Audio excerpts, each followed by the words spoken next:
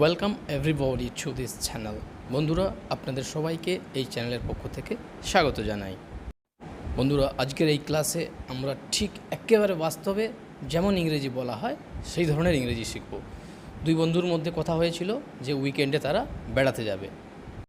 এখন তাদের মধ্যে একজন কোনো একটি বা দুটি বা তিনটি কারণে যেতে পারছে না, সেইটা কিভাবে বলা হয় সেটা দেখতে থাকুন।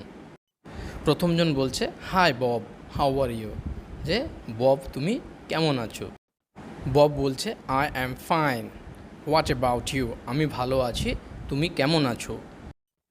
উত্তরে জন বলছে, আই অ্যাম ফাইন টু, বা আই অ্যাম অলসো ফাইন, আমিও ভালো আছি। এর সাথে জন বলছে, I am afraid I can't go with you this weekend, আমি ভীত যে আমি এই সপ্তাহে তোমার সাথে যেতে পারছি না। এটা শুনে অপরজন বলছে, oh that's a pity, what's the matter? মানে এটা খুব লজ্জার ব্যাপার, কি হলো বা ঘটনাটা কি? তখন উত্তরে অপরজন বলছে, ফার্স্ট অফ অল, মানে প্রথমত, দেখুন এটা লক্ষ্য করুন, first of all my brother will come to this town for the weekend.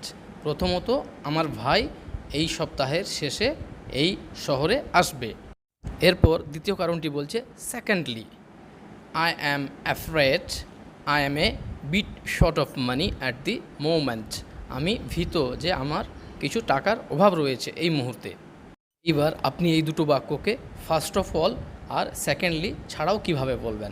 আপনি যদি ফার্স্ট অফ অল প্রথমে ইউজ করেন, আপনি বলেন, first of all my brother will come to this town for the weekend. এবং দ্বিতীয় কারণটি বলবেন, the other reason is I am afraid I am a bit short of money at the moment. অথবা আপনি প্রথমে যে কারণটি আছে সেটি বলার জন্য বলতে পারেন, দি মেইন রিজন ইজ বলে my brother will come to this town for the weekend, এটা বললেন। তারপরে অ্যানাদার রিজন আপনি ইউজ করতে পারেন এখানে, another reason is I am afraid I am a bit short of money at the moment. তাহলে বন্ধুরা লক্ষ্য করুন, এখানে আমরা কত বিভিন্নভাবে বলতে পারি। প্রথমে আমরা দি মেন রিজন ইজ দিয়ে আমরা প্রথম বাক্যটা বলবো, তারপরে অ্যানাদার রিজন দিয়ে। এছাড়াও যদি আপনার তৃতীয় কারণ থাকে তখন আপনি কিভাবে বলবেন? প্রথম কারণটা যদি আপনি বলেন, ফার্স্ট অফ অল বা the main reason is my brother will come to this town for the weekend, এবং নেক্সট যদি বলেন তখন দি আদার রিজন ইজ, বা সেকেন্ডলি বলতে পারেন, অথবা another reason is I am afraid I am a bit short of money at the moment. এরপর 3 নম্বর কারণ যদি বলেন যে আমি কিছু অসুস্থ আছি, তখন আপনি এর সাথে সাথে আপনি বলবেন, besides that I am feeling sick, I am feeling sick so I can't go with you. বন্ধুরা, এই টেকনিকটা ব্যবহার করে দেখবেন, খুব সহজেই কিন্তু আপনি ইংরেজি বলতে পারবেন।